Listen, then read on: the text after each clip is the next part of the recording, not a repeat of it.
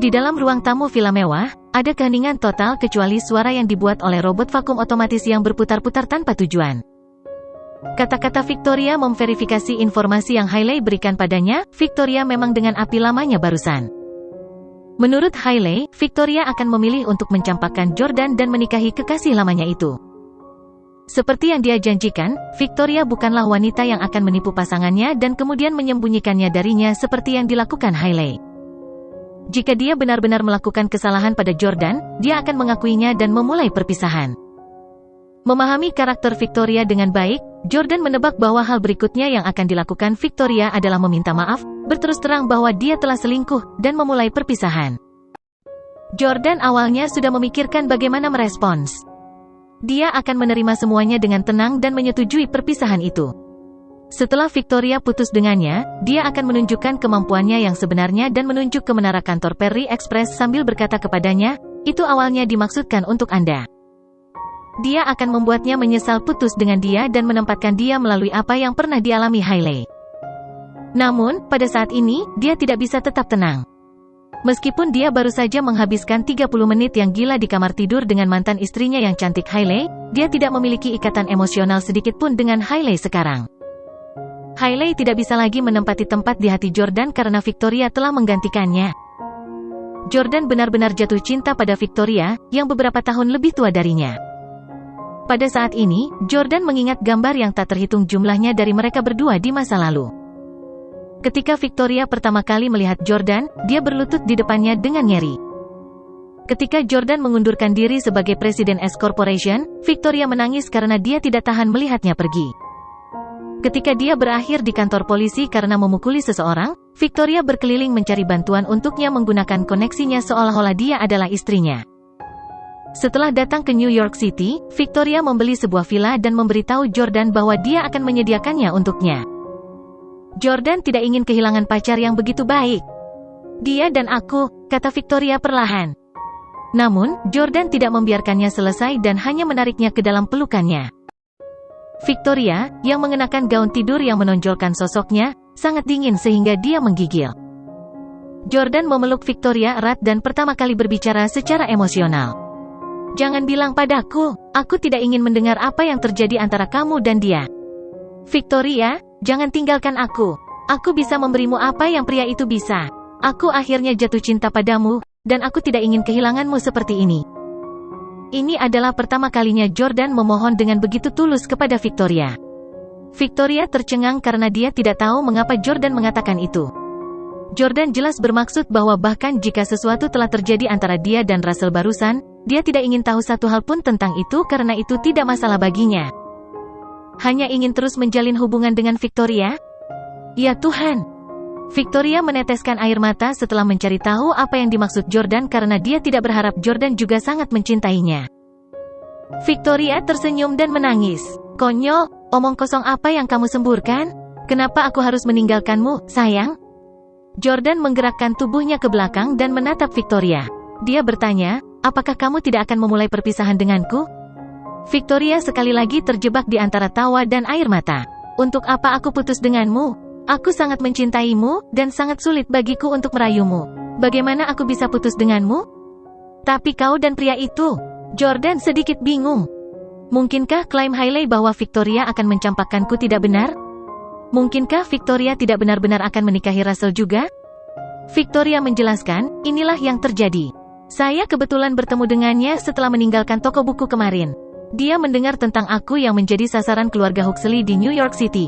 Dan kebetulan dia dan Arthur adalah saudara kandung yang memiliki hubungan yang sangat dekat. Jadi, dia secara khusus datang ke New York City untuk membantuku berdamai dengan keluarga Huxley. Aku baru saja makan malam dengannya, dan keluarga Huxley dan Chayden telah berjanji bahwa dia tidak akan mempersulit kita lagi. Jordan, saya tahu bahwa saya harus mendiskusikan masalah ini dengan Anda terlebih dahulu. Lagi pula, pria itu adalah mantan kekasihku, dan kamu pasti merasa tidak nyaman karena dia membantuku. Namun, saat ini, dia satu-satunya yang bisa menyelesaikan masalah kita. Keluarga Huxley sangat kuat, aku khawatir sesuatu akan terjadi padamu di New York City." Kekhawatiran Victoria jelas bukan tanpa alasan. Jika Chaiden memberitahu ayah dan kakeknya tentang ketidaksuburannya, Jordan mungkin harus mengalami setidaknya 3 pembunuhan dalam perjalanannya ke tempat kerja setiap hari. Jordan bertanya, apakah dia berinisiatif mencarimu? Kamu tidak pergi dan memohon padanya? Itu berbeda dari apa yang dikatakan Hailey. Victoria berkata, bagaimana aku bisa pergi memohon padanya? Bukankah itu akan membuatmu kesal? Saya mengatakan bahwa saya tidak peduli bahkan jika saya harus berakhir mengemis di jalan-jalan dengan Anda di New York City. Jordan akhirnya merasa jauh lebih tidak sedih. Ternyata Russell lah yang berinisiatif menghubungi Victoria. Victoria tidak mengambil inisiatif untuk melakukan apapun. Kenapa kamu tidak menjawab teleponku tadi? Ketika saya mencoba menelepon Anda lagi, Anda mematikan ponsel Anda. Apa yang kamu lakukan saat itu? Jordan bertanya dengan lugas. Victoria berkata, apakah Anda menelepon saya? Saya tidak tahu. Ponsel saya telah di atas meja sepanjang waktu, dan saya bahkan tidak tahu itu dimatikan. Saya pikir baterainya habis. Oh, begitu, itu bisa saja Chaiden. Dia terus mendatangi saya dan memberi saya bersulang.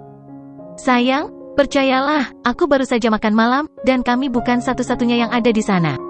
Ada juga orang-orang seperti Arthur, Sane, dan Chaiden Huxley. Aku bersumpah demi Tuhan bahwa aku tidak melakukan apapun kecuali makan bersamanya. Victoria mengangkat jari tangan kanannya. Jordan meraih jari rampingnya yang terulur dengan senyum di wajahnya dan berkata, aku percaya padamu.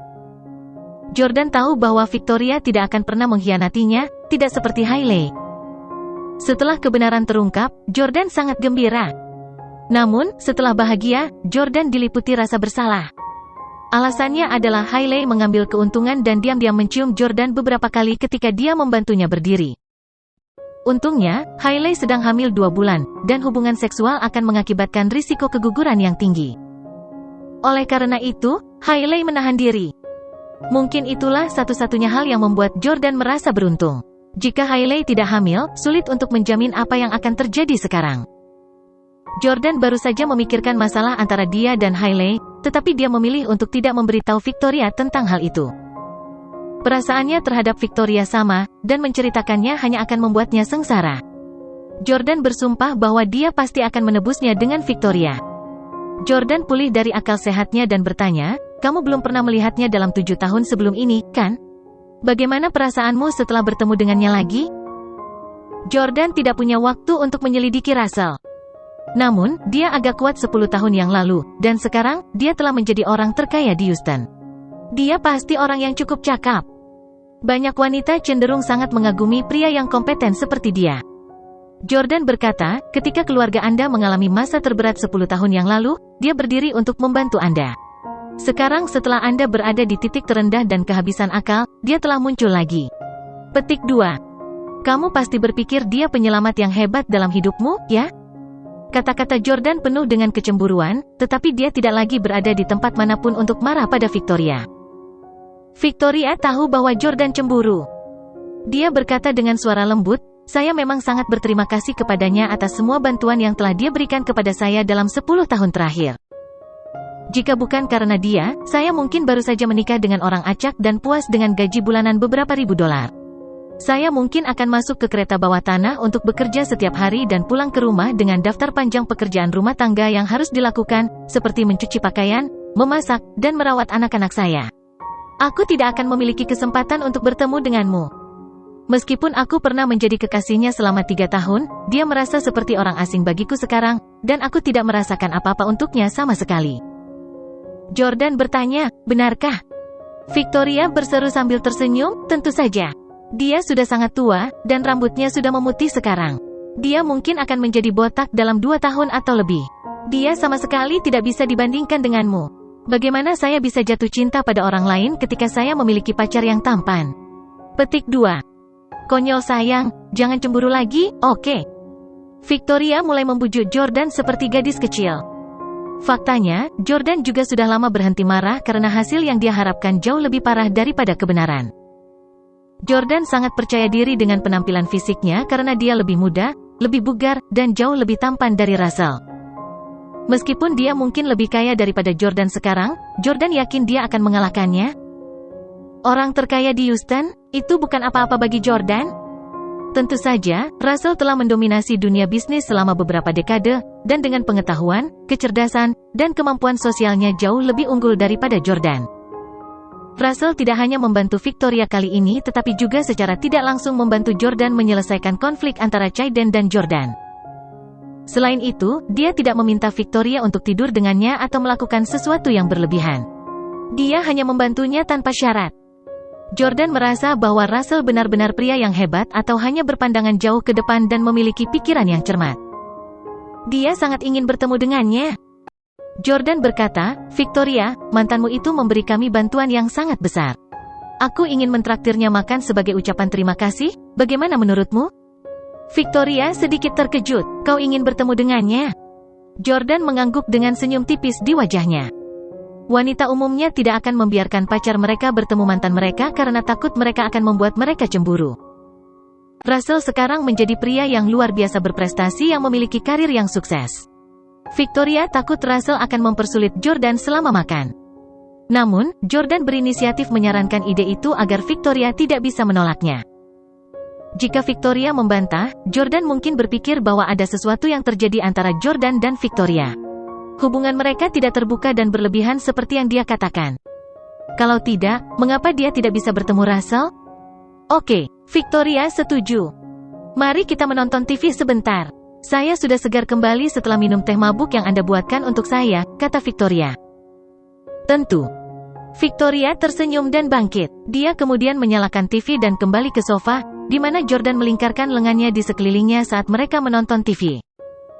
Kebetulan New York City TV menayangkan serial TV populer yang dibintangi aktor favorit Victoria sebagai pemeran utama pria. Tak satu pun dari mereka telah melihat serial drama, dan mereka berdua terpikat setelah menonton selama beberapa menit. Kisah antara protagonis pria dan wanita sangat mirip dengan situasi Jordan dan Victoria saat ini. Pemeran utama pria tidak memiliki uang sepeser pun, sedangkan pemeran utama wanita adalah eksekutif senior dari perusahaan yang kaya dan cantik, sama seperti Victoria.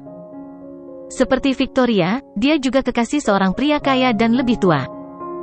Kebetulan orang kaya dan pria yang lebih tua telah kembali dalam episode ini dalam upaya untuk merayu pemeran utama wanita lagi. Dia bahkan berinisiatif mentraktir pemeran utama pria untuk makan. Ketika Victoria melihat adegan makan malam, dia sangat gugup sehingga dia menegang dalam pelukan Jordan, seolah-olah pria dalam adegan itu adalah Jordan dan Russell. Dalam adegan itu, pria tua yang lebih kaya berkata kepada pemeran utama pria, "Kamu sama sekali tidak pantas bersama Jenna, pemeran utama wanita. Dia hanya akan kesepian bersamamu. Saya memiliki perusahaan. Bagaimana Anda bisa membandingkannya dengan saya?" Petik 2. Makanan diatur di sebuah restoran barat kelas atas. Pemeran utama pria tidak minum anggur apapun dan hanya minum bir murah saja. Dia memiliki harga diri yang rendah, dan terus menenggak bir saat dia bertengkar dengan orang kaya itu dengan marah. Pada akhirnya, dia menenggak seluruh botol dan dengan bangga melemparkan uangnya ke atas meja. Setelah mengatakan, "Simpan kembaliannya," dia pergi. Karena fakta bahwa dia terlalu banyak minum, dia tidak bisa menahan diri untuk tidak muntah. Orang tua kaya itu pergi dengan ramah dengan Mercedes-Benz S65-nya. Ketika dia melihat ini, Victoria tidak bisa menahan perasaan patah hati. Plot drama ini terlalu mirip dengan situasinya saat ini dengan Jordan dan Russell. Victoria dan pemeran utama wanita keduanya adalah eksekutif senior dari perusahaan mapan, sama seperti pemeran utama wanita. Di sisi lain, Russell juga seorang pria kaya dan berpengalaman yang jauh lebih tua dan telah menjadikan wanita itu sebagai kekasihnya. Bahkan mobil yang mereka kendarai memiliki merek dan model yang sama. Dia takut adegan selama pertemuan Jordan dan Russell akan sama seperti di drama. Dia takut Jordan akan menenggak anggur setelah Rusiling meludahinya dan membuatnya merasa kesal. "Jordan, kurasa kau tidak perlu makan bersamanya." Victoria tiba-tiba mematikan TV dan kemudian menatap Jordan. Dengan senyum tipis, Jordan berkata, "Kenapa? Apakah Anda khawatir bahwa saya akan menjadi seperti pemeran utama pria di acara TV? Mengembangkan rasa rendah diri di depan mantan kekasih Anda, dan kemudian menunjukkan sikap yang kuat? Apakah Anda pikir saya akan sedih?" Petik 2. Victoria tidak menjawab, tapi dia memang mengkhawatirkan hal itu. Jordan sekarang tidak punya uang sementara Russell adalah multimiliarder. Jordan adalah pria dengan rasa bangga yang kuat, jadi dia yakin dia akan merasa lebih rendah dari Russell. Jordan tersenyum dan berkata, "Jangan lupa bahwa tidak semua orang tahu tentang pengusiranku dari keluarga Steele. aku masih bisa menggunakan statusku sebagai keturunan keluarga Steele untuk berpura-pura di depan mantanmu. Jika dia ingin memamerkan kekayaannya di depanku, dia pasti akan menerima pukulan besar." Victoria terkekeh dan tiba-tiba teringat bahwa beberapa waktu lalu, Jordan melakukan video call dengan pemilik Louis Vuitton, yang membuat Stella terdiam. Victoria mengangguk dan berkata, "Ya, ketika saatnya tiba, Anda dapat melakukan panggilan video lagi dengan bos Louis Vuitton untuk menunjukkan kepadanya betapa mengesankannya Anda. Ayo tunjukkan padanya bahwa lingkaran sosial pacarku penuh dengan petinggi yang bahkan dia tidak tahu." Victoria sekarang bisa tenang dan membiarkan Jordan bertemu Russell. Russell selalu memandang rendah Jordan, mengira dia hanya seorang kurir pengantar. Victoria juga ingin memberitahu Russell bahwa pacarnya bukanlah pria yang tidak berguna, tetapi pria yang sangat luar biasa. Dia akan memberitahunya untuk melupakan menikahinya dalam 6 bulan. Di villa di samping Jordan dan Victoria. Di bawah pengawalan pengawalnya, Chayden kembali ke rumah dalam keadaan mabuk dengan senyum gembira di wajahnya. Begitu dia mendorong pintu, dia berkata kepada Hailey, "Haha, dia dibuat selingkuh." Hailey merasa bersalah karena dia baru saja menggunakan Jordan untuk kembali ke Chayden saat dia tidak di rumah. Apa yang kamu bicarakan?" Hailey sedang menonton TV di ruang tamu, dan ketika dia melihat Chayden telah kembali, dia mematikan TV. Chayden tertawa dan berkata, "Saya mengatakan bahwa Pang Jordan telah dibuat selingkuh lagi. Hidupnya tragis, haha anak yang malang, tidakkah dia tahu seperti apa dia? Dia akan baik-baik saja jika dia hanya berkencan dengan seorang gadis acak, tetapi dia hanya harus berkencan dengan wanita cantik sepertimu dan Victoria Clarke. Haha, siapa yang akan dijadikan istri selingkuh jika bukan dia?" Petik 2. Bukankah ada pepatah di internet? Pria tak punya uang seharusnya tidak menikahi wanita cantik, kata Chayden dengan mabuk. Dia sudah duduk di samping Hailey dan mencoba memeluknya. Hailey sedang hamil, dan dia merasa jijik dengan bau alkohol yang dicium Chayden, jadi dia mendorongnya menjauh. "Bagaimana saya tahu? Tanganmu masih terluka. Kenapa kamu masih minum begitu banyak?" Petik 2. Ngomong-ngomong, kamu bilang Victoria check-in ke kamar dengan Russell itu? Chayden menggelengkan kepalanya dan berkata, "Tidak, Russell berusia 50-an, dan dia kelelahan setelah minum anggur. Bahkan jika mereka pergi ke hotel, dia pasti tertidur begitu dia berbaring di tempat tidur." Petik 2.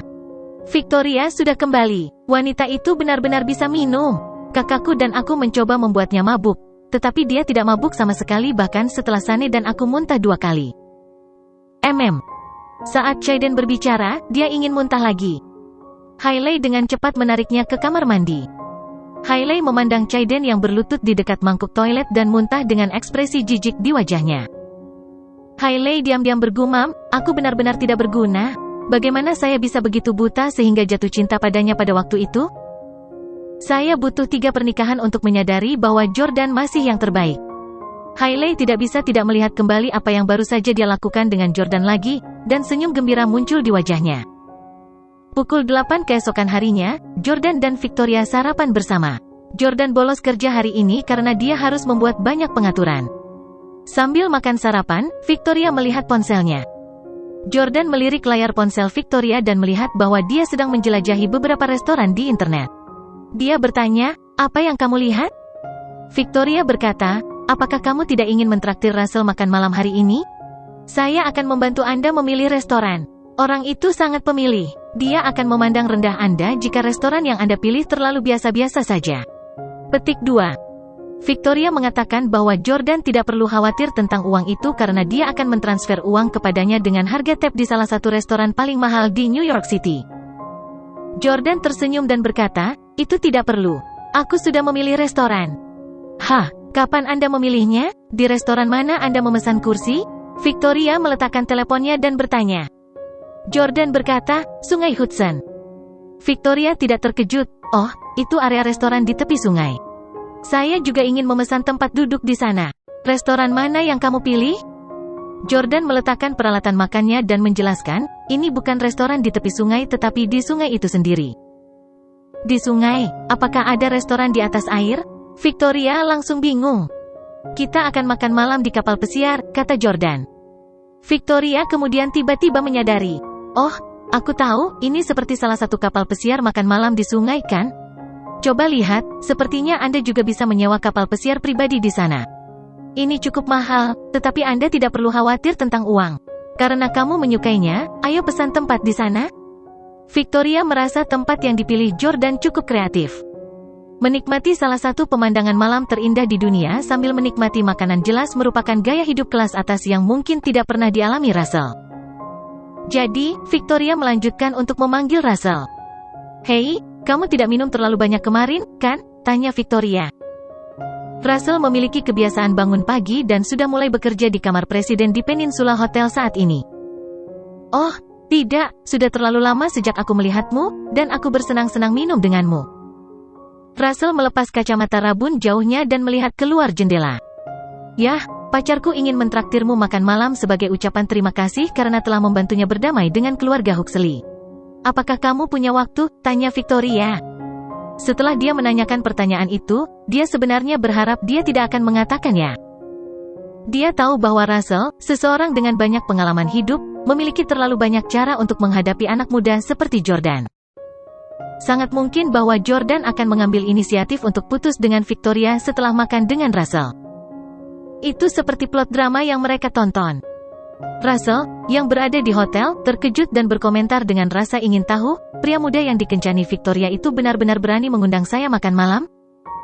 Faktanya, bahkan jika Jordan tidak mengajak Russell berkencan, Russell akan mengambil inisiatif untuk mengajaknya berkencan.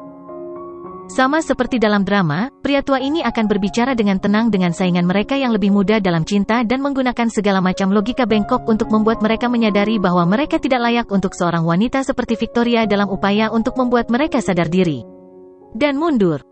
Pria manapun yang peduli dengan harga diri dan martabatnya tidak akan tahan. Jika seorang pria tidak memiliki harga diri, dia tidak akan meninggalkan Victoria terlepas dari apa yang dikatakan Russell. Dalam hal ini, dia harus mengancamnya. Russell tertawa dan berkata, "Saya punya waktu." "Di mana?" "Sungai Hudson," kata Victoria. "Oh, Sungai Hudson, kapal pesiar pribadi? Atau apakah itu pelayaran wisata dengan ratusan atau ribuan orang? Jika yang terakhir, saya akan lulus. Saya setidaknya presiden perusahaan yang terdaftar. Aku tidak bisa mempermalukan diriku sendiri seperti itu." Russell memandang rendah Jordan dan yakin bahwa dia tidak memiliki atribut kecuali ketampanannya yang tampan. Karenanya, dia berpikir bahwa Jordan pasti memilih tempat kelas rendah. Victoria berkata, "Ini kapal pesiar pribadi." Russell masih mengerutkan kening. "Maksudmu tipe yang bisa disewa beberapa ribu dolar kan? Saya telah melihat itu. Mereka cukup lusuh dan tidak higienis. Peralatan di dalamnya belum berubah selama bertahun-tahun." Petik 2. Bagaimana dengan ini? Karena dia ingin makan di kapal pesiar untuk menikmati keindahan sungai selama makan, saya akan mendapatkan kapal pesiar. Saya memiliki kapal pesiar senilai 8 juta. Kebetulan di New York City. Ayo makan malam di kapal pesiarku malam ini? Victoria tampak malu. "Russell, pacarku, yang memulai makan malam hari ini, jadi dia yang harus memutuskan tempat itu. Apa maksudmu kau ingin mengemudikan kapal pesiarmu?" Russell berkata, "Victoria, Anda tahu saya tidak akan pergi ke tempat-tempat yang terlalu kelas rendah. Saya selalu seperti ini selama bertahun-tahun. Hanya luangkan pikiran untuk saya. Apakah menurut Anda kapal pesiar yang buruk senilai puluhan ribu dolar layak untuk identitas saya?" Petik 2. Hentikan. Ini suguhan saya malam ini. Datang saja ke Sungai Hudson dengan pacarmu. Jika dia benar-benar merasa canggung, minta dia membawakan anggur. Sudah diselesaikan kalau begitu, aku harus pergi. Setelah mengatakan itu, Russell menutup telepon.